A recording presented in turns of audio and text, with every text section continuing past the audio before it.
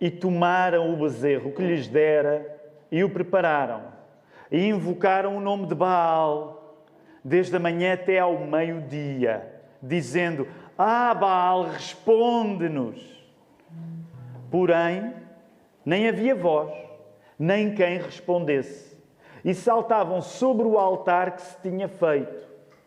E sucedeu que ao meio-dia Elias zombava deles e dizia: clamai em altas vozes, porque ele é um Deus. Pode ser que esteja falando, ou que tenha alguma coisa que fazer, ou que intenta alguma viagem. Porventura dorme e despertará. E eles clamavam a grandes vozes e se retalhavam com facas e com lancetas, conforme o seu costume, até derramarem sangue sobre si. E sucedeu que, passado o meio-dia, profetizaram eles, até que a oferta de manjar se oferecesse. Porém, não houve voz, nem resposta, nem atenção alguma. Vamos até à palavra, queridos irmãos. A mensagem que eu vos quero pregar nesta manhã chama-se: quem quer fogo de Deus, queima-se. Quem quer fogo de Deus, queima-se. No embate entre Elias e os profetas de Baal, nós vemos um exemplo prático de como a idolatria arruína a vida de tanta gente. Deixa-me dizer-te, quando nós queremos uma vida divina, e quando uso a expressão vida divina, uma vida boa, uma vida até divinal, se preferirmos. Quando nós queremos uma vida em que tudo corre bem, mas sem sermos guiados pela palavra de Deus, o que nós vamos encontrar, de facto, é fogo. Mas não é fogo do bom, é fogo do mau. Por isso mesmo a solução é na vida boa que nós queremos, na vida de Deus que nós queremos, ela ser guiada pela palavra, que é aquilo que nos cura contra toda a idolatria. E isso só é possível quando nós seguimos Jesus. Vamos voltar a orar, vamos voltar a pedir a Deus que faça esta mensagem acontecer no coração de toda a gente nesta manhã. Vamos orar. Querido Deus, nós agradecemos-te pelo nosso encontro aqui nesta hora. Senhor, nós agradecemos-te por todas as coisas que nos últimos 2 dias tu fizeste acontecer, sobretudo na vida das nossas mulheres, das mulheres da Igreja da Lapa. Querido Deus, nós agradecemos-te porque isso se revelou também em encontro de outras igrejas. Às vezes ficamos tão focados na nossa igreja que julgamos que o reino de Deus se esgota na nossa igreja local e perdemos a dimensão daquilo que tu estás a fazer com outras pessoas noutros lugares. Obrigado por estes 2 dias especiais. Ó Senhor, que a experiência das mulheres se estenda também aos homens e que nós possamos, com empenho, dar mais, não somente à nossa comunidade aqui na Lapa, mas vermos os resultados disto muito além e estarmos atentos às necessidades dos outros que não estão aqui, Senhor. Nós temos uma mensagem vinda de Ti nesta manhã. Nós queremos, Senhor, ouvir esta mensagem. Abre os nossos ouvidos, abre o nosso coração, Senhor, nesta hora.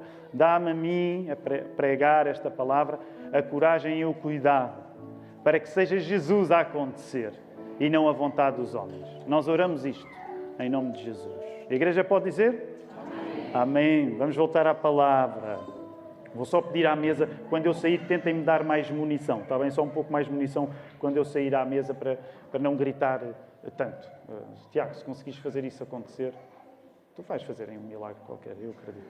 Aliás, hoje, deixem-me dizer, eu não quero perder-me à parte, temos uma mensagem para pregar, mas hoje eu tinha pedido ao Miguel, de facto tinha feito a sugestão de um cântico, eu encontrei vida eterna em Cristo. Mas para aqueles que são mais antigos, como eu não estava à espera desta versão reggae tão forte. Estava mesmo à espera a qualquer altura o virgul dos da Weasel entrar e começar a fazer um grande ragamuffin e elevou o meu espírito. O meu espírito está elevado. Por isso é o que acontece quando tu tens músicos que começaram a tocar nos anos 90. Vais levar um reggae quando menos espera. Portanto, a igreja está a colocar a fasquia lá alta. Vamos voltar até à palavra. Esta mensagem, eu quis escolher algo que de certa maneira atraísse a nossa atenção. Tu já conheces esse hábito da Lapa com os títulos. Nós começámos uma série de mensagens que é panorâmica. Meus irmãos, eu espero não ser o único que estou a topar a velocidade do desafio. Por causa do desafio, estou a ler a Bíblia mais rápido este ano do que alguma vez li. Portanto, vim preparado, li o primeiro livro dos Reis, o segundo livro dos Reis. No domingo passado, o Filipe falou no primeiro livro de Samuel e no segundo livro de Samuel. E hoje, nestes dois livros, temos tanta coisa para falar, mas temos de escolher aquilo que é mais importante. Não dá para falar acerca de tudo. No primeiro livro dos Reis e no segundo livro dos Reis, aparece uma figura profética a um nível tal que não é desajustado compará-la com Moisés. Quem é que é o profeta que nestes dois livros aparece com um impacto tal que não é absurdo compará-lo com Moisés? Elias. Elias é um profeta único. E há algumas coisas em comum que nós podemos encontrar entre Moisés e Elias. Por exemplo, Moisés teve de se levantar contra um grande poder. Qual foi o grande poder contra o qual Moisés se teve de levantar? O do Egito, e neste caso na figura do faraó. Qual foi o grande poder, também político neste caso, contra que Elias teve de se levantar? Contra quem é que ele teve de se levantar? Quem foi o faraó de Elias? Acabe e Jezabel. Provavelmente o par mais marcante pela negativa da história da monarquia de Israel. E não se esqueçam, o Filipe deixou-nos na antecâmara destes acontecimentos. Vimos na semana passada o pecado de David, vimos o perdão de David, mas como o Filipe mencionou, vimos que havia consequências. E uma das consequências, já estamos nesta circunstância cronológica do embate entre Elias e os profetas de Baal, nessa consequência é que o reino ficou dividido entre Jerusalém e Judá no sul e o reino do norte. Se pensarmos ainda na semelhança que existe entre Moisés e Elias, já vimos que os dois tiveram de se levantar contra pessoas poderosas. Da mesma maneira que há um monte na vida de Moisés. Qual é o monte na vida de Moisés? Monte Sinai. Há um monte na vida de Elias. Qual é o monte na vida de Elias? Horebe. Dois homens de Deus, com a vida marcada pelas revelações de Deus no monte. E ao passo que os ossos de Moisés, portanto o cadáver de Moisés, foi reverentemente cuidado. E é interessante quando tu lês a carta de Judas, vês até que o diabo desejou os ossos de Moisés. Ao passo que o cadáver que Moisés deixou foi reverentemente cuidado, curiosamente com Elias o que é que aconteceu? Nesse aspecto ele ganhou Moisés. O que é que aconteceu com Elias? Nem cadáver deixou. Nem cadáver deixou. Porque tu conheces a história. Ele foi arrebatado aos céus num carro de fogo.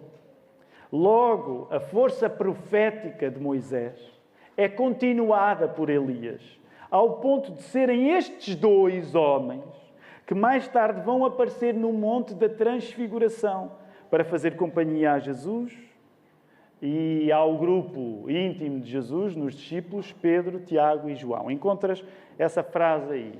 Porque nós temos de estar a resumir várias coisas para fazermos uma pregação de uma série de mensagens panorâmica. Então, uma das maneiras que temos de resumir a importância da vida de Elias é compará-lo com Moisés.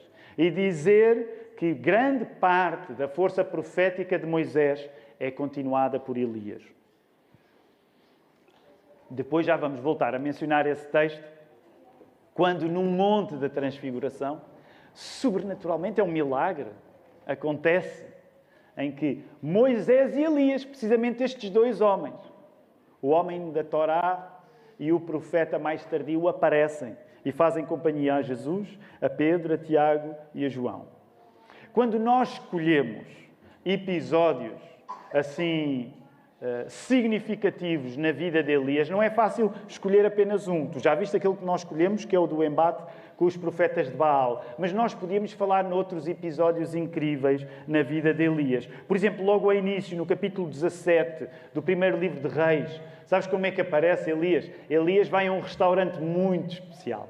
Vai a um restaurante especial, não é? Qual é o restaurante onde Elias vai? É o Corvos. Nunca ouviram falar? Ele é alimentado por corvos. Corvos ou corvos? Corvos, exatamente. Por isso é que vocês não tinham ouvido falar. Corvos. Ele é alimentado por corvos. É este homem que é alimentado pelas aves. Logo de seguida, ainda no capítulo 17, a história da viúva de Sarepta e da ressurreição do seu filho. Depois a história no capítulo 19, primeiro livro de Reis, do Monte de Horebe, lembras-te? Em que primeiro passa um vento, depois um terremoto e depois o fogo. Mas Deus não está em nenhuma dessas três coisas, não é? Está na brisa, suave. E a outra história, já no segundo livro de Reis, no capítulo 2, em que os profetas, capítulo 1, creio eu, aqueles profetas que vão lá e que querem falar com... Aqueles profetas não, aqueles homens que vão ter, os soldados que vão ter com Elias e são consumidos pelo fogo, e o terceiro já está, obviamente, aflito. Portanto, são tantas as histórias, só aqui tu tens 5 histórias, enchem os dedos de uma mão. Nós acabámos por escolher a história de Elias, provavelmente das mais conhecidas, que é este embate entre Elias e os profetas de Baal, em que 450 profetas são mortos, acabam mortos como resultado deste embate.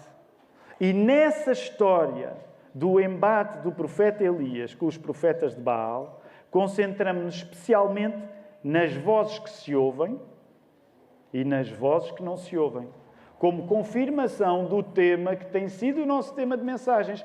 Como é que é? Aprender a ouvir. Aprender a ouvir.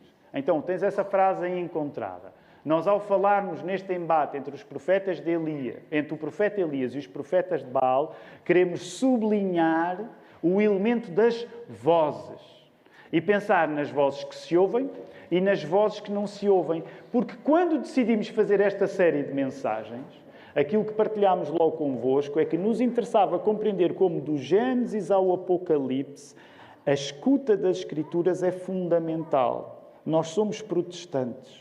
O nosso órgão mais sensível é o da audição. Lembras-te, quando nós começámos esta série de mensagens, eu partilhei contigo 3 princípios que invariavelmente tu vais encontrar em toda a Bíblia. Não sei se te recordas, não sei se tomaste nota. Aliás, é engraçado, alguém deixou um caderno. Eu gosto sempre quando as pessoas esquecem-se de coisas na igreja. E claro que eu deveria obedecer à regra de boa educação, que é não espreitar. Mas ainda não cheguei a esse nível de santidade. Então, se alguém deixa cá alguma coisa, eu geralmente vou espreitar. Então, alguém deixa um caderno vermelho, provavelmente já o apanhou, mas é alguém que desenha e desenha bem. Eu vi lá a minha cara retratada. E até acho que a pessoa foi benévola comigo, não fiquei assim tão mal, não precisa de se acusar agora. Mas achei graça porque esta pessoa tirava muitos apontamentos, mas aproveitava para desenhar a cara dos pregadores. E as 2 coisas estavam lá. Agora, eu não sei se tu desenhas, eu sou daqueles até que desenha, muitas vezes quando estou a tirar apontamentos. Não é uma maneira de me distrair, mas é até uma maneira, muitas vezes, de me concentrar. Mas eu não sei se tu tomaste estes apontamentos dos 3 passos da primeira mensagem desta série de mensagens. O primeiro princípio era que tudo vinha de onde? Tudo vinha de onde? Quem é que se lembra? Tudo vem na Bíblia, tudo vem da voz. Da palavra, é certo. Mas neste caso da voz, pensando que a criação de todas as coisas é feita por Deus ao falar. E nesse sentido, tudo é começado pela voz. Depois havia um segundo princípio, que era a própria fé vem do quê? Vem da voz, vem da pregação da palavra. Nós somos salvos pela pregação da palavra. E vimos ainda um terceiro princípio, que é a fé fica pela voz também. Porque santificar-te, o Espírito Santo estar em ti, é tu continuares a ouvir a voz de Deus. Então, de maneiras diferentes, este é um princípio que tu podes encontrar em toda a Bíblia, mesmo tendo em conta que a Bíblia é tão diversa. E nós, a esta altura do campeonato de leitura da Bíblia, já nos apercebemos disso. Por exemplo, o que é que tem a ver estares a ler o primeiro livro de Reis, por exemplo, quando pensamos no livro de Ruth? São formas bastante diferentes da mensagem de Deus se exprimir. No entanto, nós acreditamos, é por isso que somos evangélicos, em 2023 ainda, porque acreditamos que esse princípio da predominância da voz, da predominância da palavra, é o que dá origem a qualquer coisa no mundo, é o que dá origem à nossa fé e é o que nos mantém na fé. É por isso que é um clichê intencional, uma lenga-lenga repetida até a exaustão, aqui na Igreja da Lapa e não só, de que tem de ser tudo guiado pela palavra. Tem de ser tudo guiado pela palavra. Ora, volta aos 4 versos que tu tens à tua frente, por favor. Volta a esses 4 versos. Porque nestes 4 versos tu vais ver, de alguma maneira, este padrão triplo aplicado, mesmo quando se aplica pela negativa. Portanto, o princípio de que tudo vem pela voz, a fé vem pela voz, a fé fica pela voz, manifesta-se nesse texto, ainda que pela negativa. Volta a ler o verso 26, vou dar uns segundos. Eu sei que neste texto eu despejei-te diretamente num embate. Não fiz contexto, porque nós temos de escolher, não é o que deixamos de parte. Se tu tiveres perguntas, guarda-as e na quinta-feira nós voltamos a essas perguntas. Quero sempre incentivar-te a vires cá fisicamente. Se não puderes, segue a transmissão, porque de facto a reunião de quinta-feira em grande parte é a continuação e é uma oportunidade para nós nos envolvermos e conhecermos a Igreja de um modo mais imediato, que ao domingo é mais difícil porque somos muitos. Então, se tiveres algumas perguntas, força. O que é que nós fazemos à quinta-feira? Às vezes vamos a contextos que não temos oportunidade de observar ao domingo. Uma das coisas que te aconteceu é que tu foste despejado já aqui no embate entre Elias e os profetas de Baal. E já estás no meio. E eu não te vou dar muitos detalhes. É intencional ter-te deixado aí. Mas é importante tu compreenderes que no verso 26, o que é que está a acontecer? Depois de ser invocado, não há voz de resposta no falso Deus que Baal é. Vamos voltar a ler. Eles pegaram o novilho, e agora estou a ler na tradução Almeida, século XXI, que lhes havia sido entregue. Prepararam-no e invocaram o nome de Baal. Eles estão a invocar o nome de Baal. Desde a manhã até ao meio-dia. Agora pensa nas horas que isto significa. Dizendo, Baal, responde-nos. Eles estão lá consecutivamente, de certeza. Quer dizer, eu não conheço a tua vida em detalhe. Mas eu duvido que tu alguma vez tenhas passado horas a repetir, por favor, fala a alguém. Assim, horas. Imagina assim, 6 horas, 5 horas que sejam. Assim, por favor, responde. Aquela gente de certeza que já tinha perdido, a voz estava rouca e tal. Baal, responde, Baal, responde.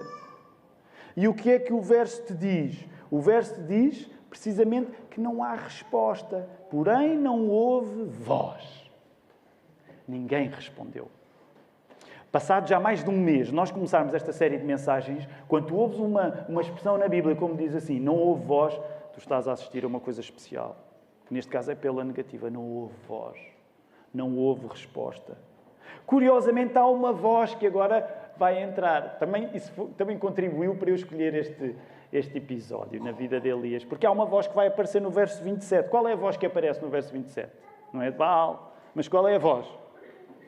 É a voz de Elias. O que é que Elias está a fazer aí? Está a zombar. Como é que nós diríamos em português correndo? Está a gozar, está a fazer pouco. Não é a única vez que a Bíblia mostra zombaria com a idolatria. Nos Salmos ela é mencionada que o próprio Deus faz pouco da idolatria. Se há coisa que eu acredito que tu tens ordem, vamos dizer assim, liberdade para fazer, é zombar da idolatria. Um dos textos que eu gosto mais na Bíblia é um texto de zombar da idolatria, que é Isaías 44. Alguns de vocês lembram-se porque o ano passado, durante os cursos de escola dominical, eu mencionava esse texto. Isaías 44 tem-nos mais um exemplo de zombaria da idolatria, que é quando Isaías está a descrever como é que se faz um ídolo. E ele explica que a pessoa usa a madeira, não é? Usa um pedaço, um cavaco, e daquela madeira serve para se aquecer, daquela madeira serve para tratar da sua comida e vejam bem a capacidade de multitasking do idólatra. Ele ainda consegue fazer um Deus dali. E quando tu lês o texto, por isso é que nós estamos sempre a insistir na questão da leitura da voz alta.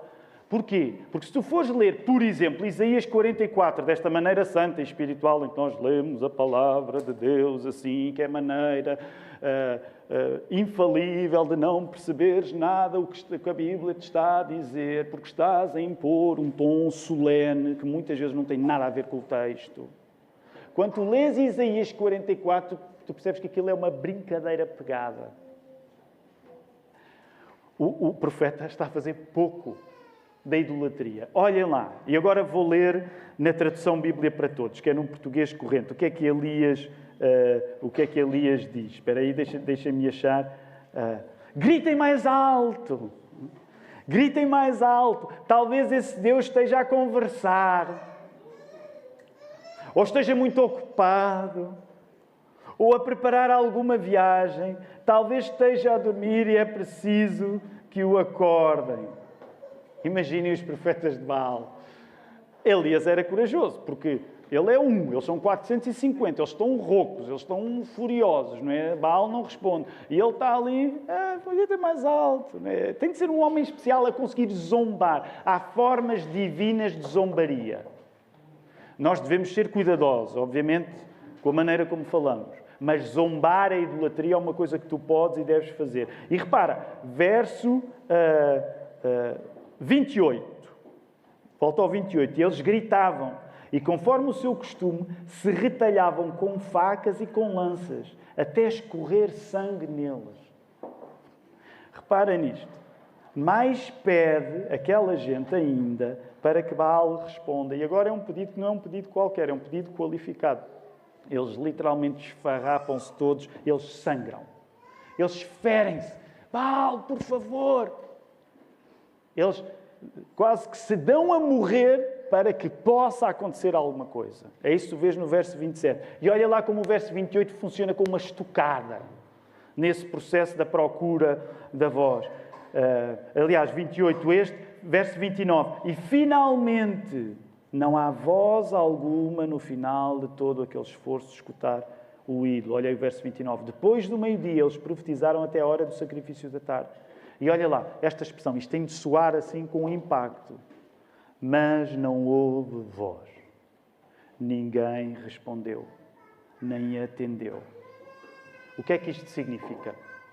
O embate entre Elias e os profetas de Baal ensina-nos que a idolatria é, afinal, o processo de nos esfarraparmos para ouvir uma voz que não pode criar nada para nós senão uma imensa decepção.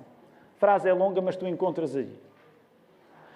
Este choque entre Elias e os profetas de Baal também serve para te ensinar que a idolatria é o processo de tu te esfarrapares por ouvir vozes de onde não virá nada, exceto uma coisa.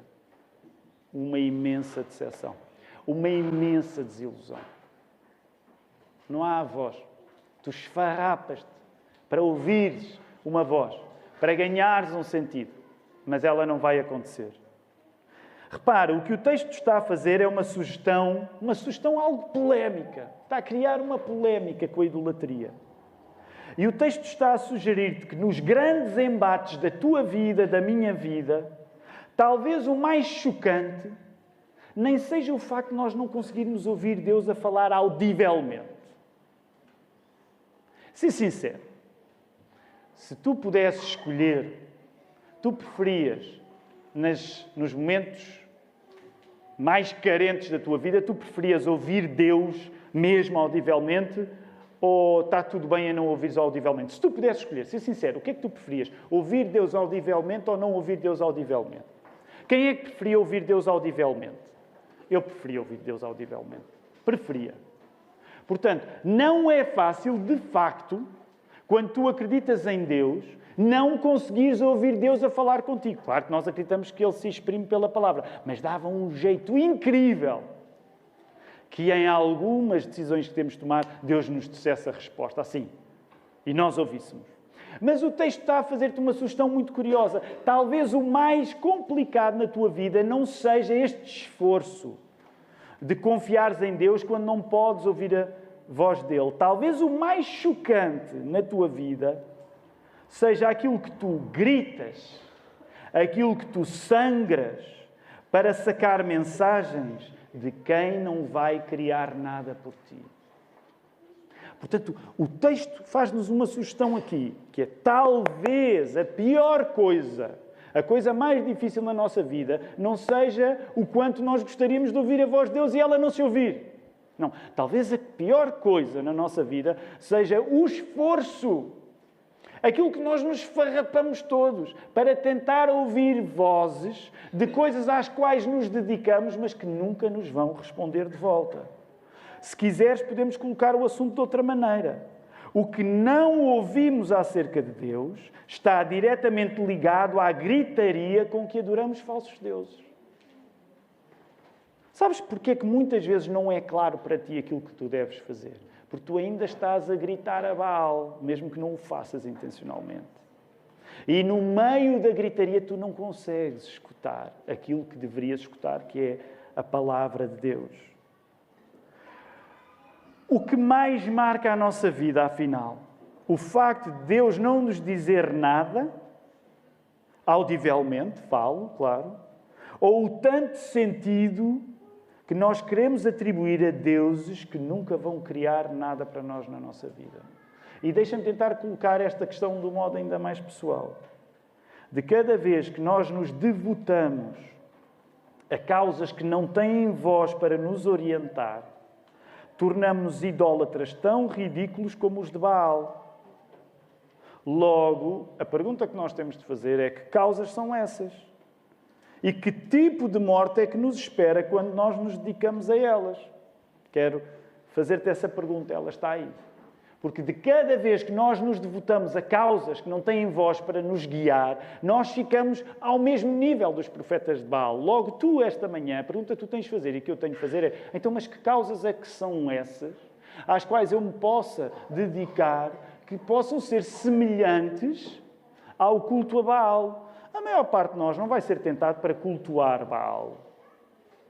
Mas todos nós vamos ser tentados para nos dedicar a outras coisas que, não sendo e não parecendo tão más como Baal, não têm voz para nos responder. E nós temos de pensar nisto, porque eventualmente nós vamos ter consequências. Da mesma maneira como houve uma consequência para os profetas de Baal, que foi a morte, nós temos de pensar nas consequências mortíferas que a nossa idolatria pode ter.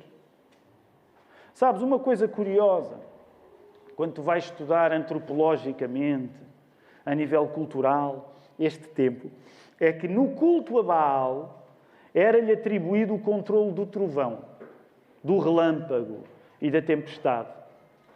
E é desse contexto em que era atribuído a Baal o relâmpago, o trovão, a tempestade, que o desafio colocado por Elias surge de que o verdadeiro Deus naquele embate se revelasse através precisamente do fogo.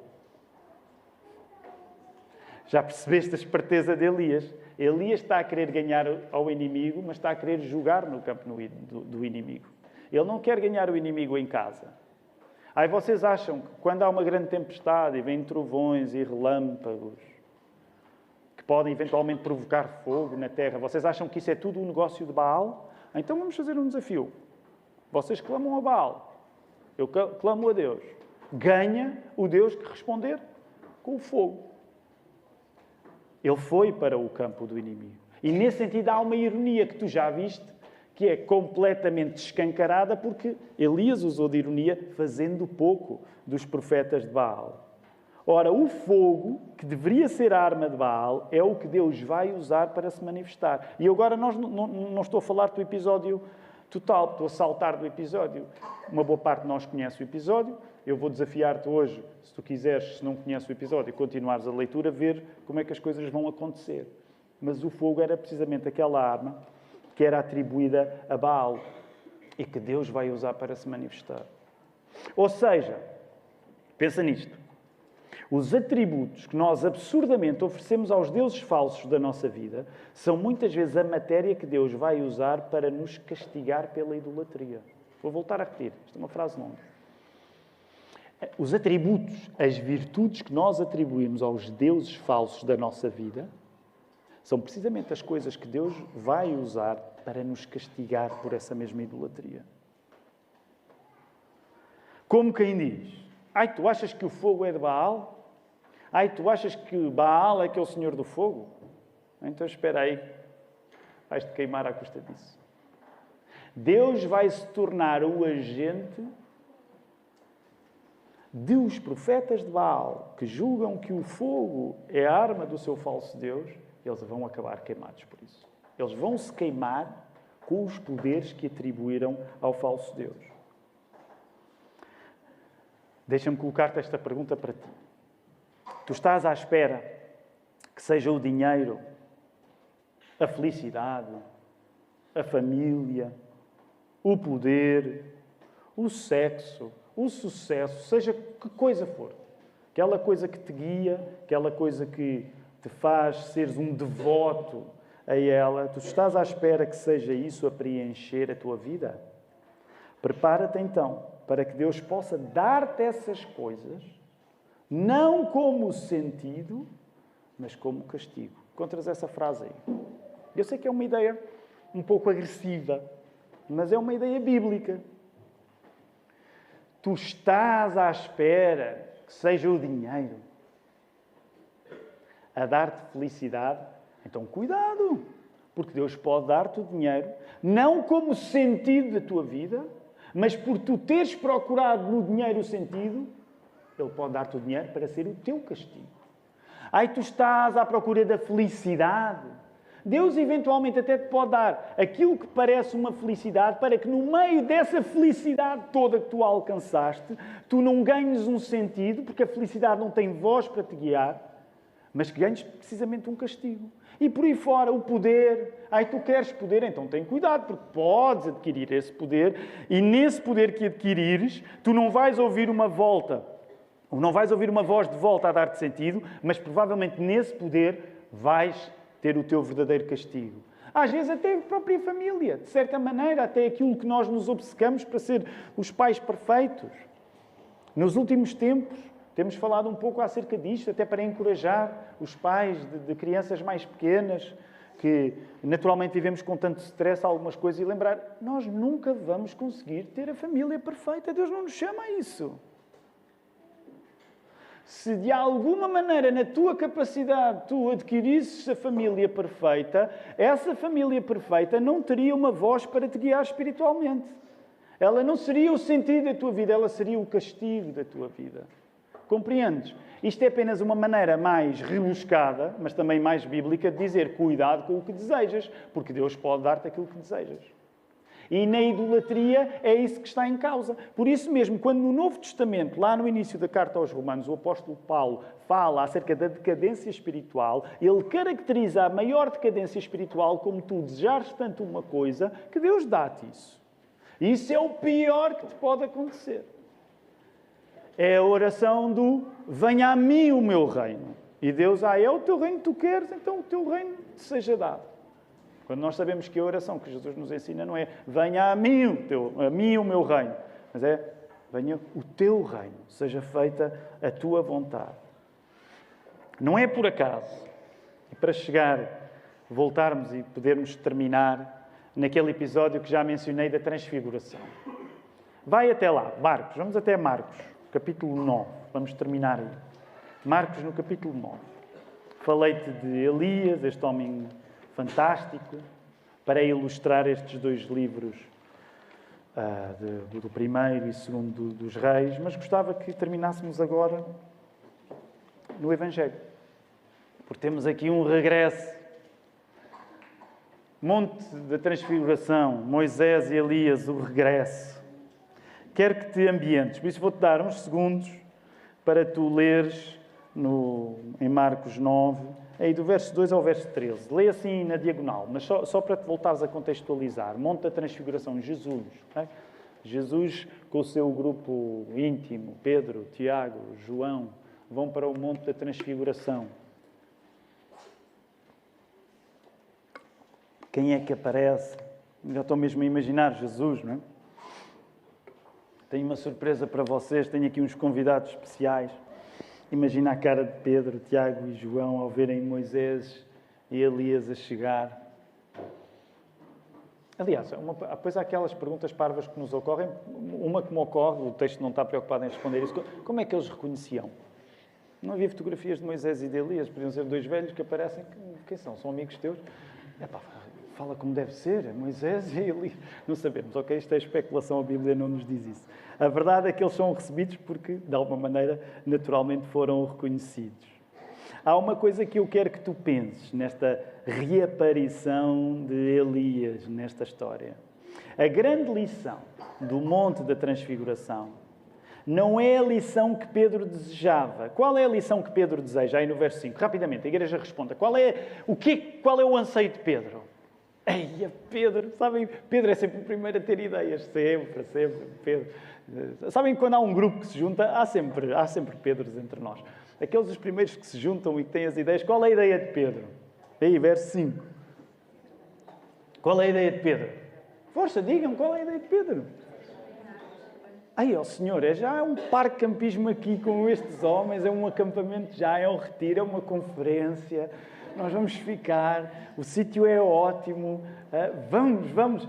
Repara, tu estás a perceber onde eu quero chegar. A maneira que Pedro tem de intuir e procurar a presença de Jesus de um modo especial, tendo em conta que está lá Moisés e Elias, é manter aquela aparição a acontecer. Lembra-te que o próprio rosto de Jesus, não é? Por isso é chamado a transfiguração, ele está alterado, a aparência. Portanto, o que é que Pedro naturalmente quer e que provavelmente tu querias e eu quereria também?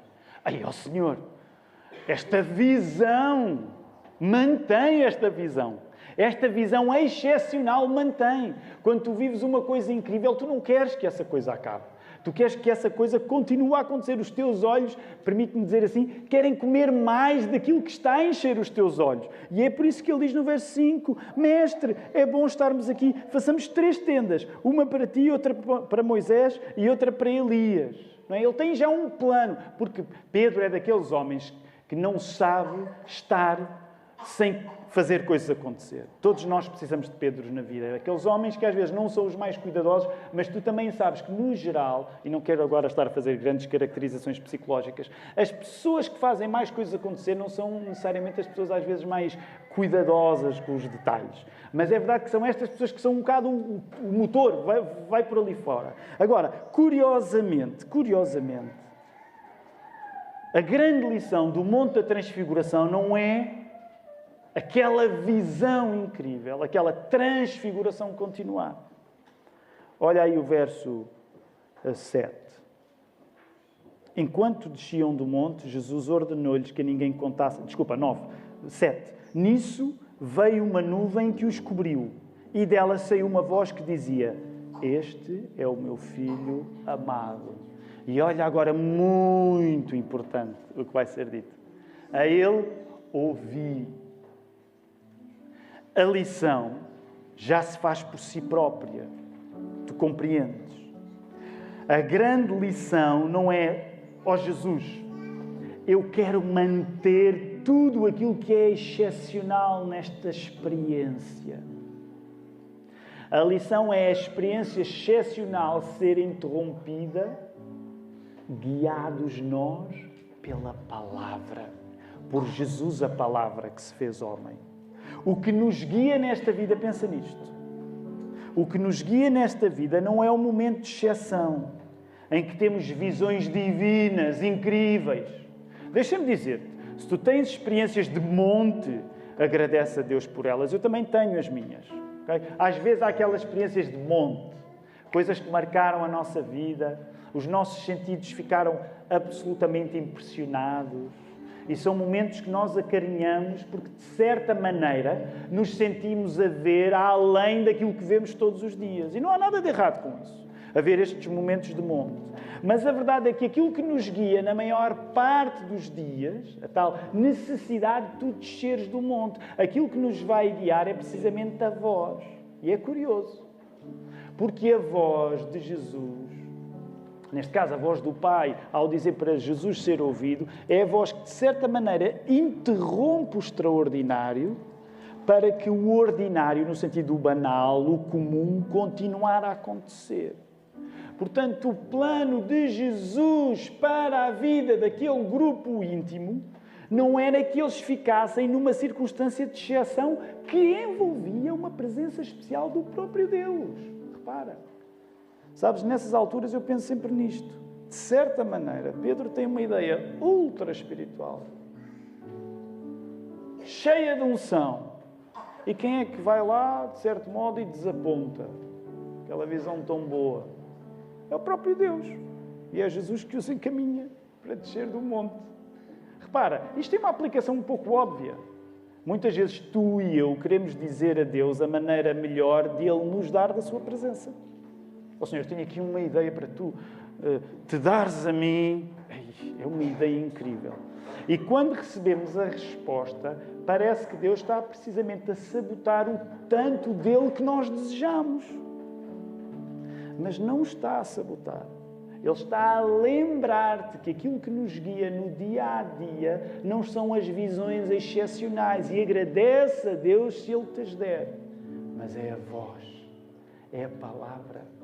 Por isso mesmo, o que acontece é que a maneira de Jesus estar connosco, à moda de Jesus e não à nossa, é Ele ser escutado nos momentos dos píncaros, dos montes da transfiguração, mas nos momentos dos vales. Tu encontras essa última frase aí.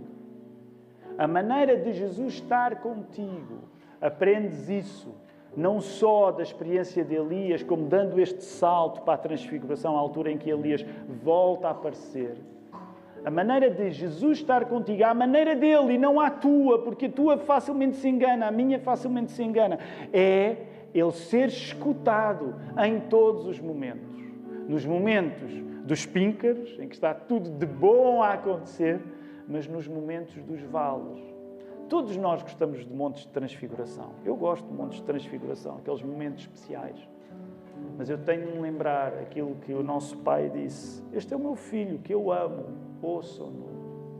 Sigam a palavra da palavra. A palavra feita pessoa, Jesus, deixa-nos a sua palavra. É por isso que nós acreditamos que vale a pena empreendermos uma aventura de ler este livro sempre.